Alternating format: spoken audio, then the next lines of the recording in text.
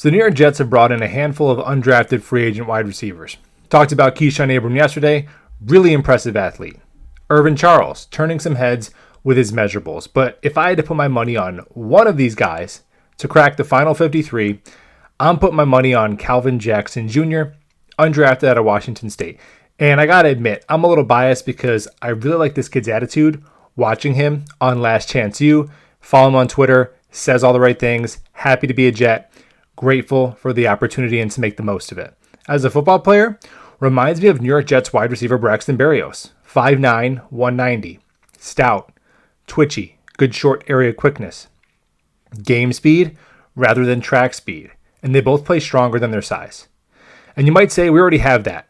Some smaller, twitchy slot wide receivers, and that the Jets wide receiver room could use a big-bodied target. That's what prompted a lot of Jets fans to think that Drake London would be a good fit. And I gotta say, I think this is something that's been a little bit overstated throughout the offseason. First of all, Corey Davis and Denzel Mims, two of your top 5 wide receivers, are both 6'3". And in order to be a successful receiver in the NFL, you gotta get separation, you gotta catch the ball, and you gotta make plays with the ball in your hands after the catch. So whatever height you are, whatever style you do that, game is game, and Calvin Jackson Jr. did that last year to the tune of 987 yards and 7 touchdowns in 13 games.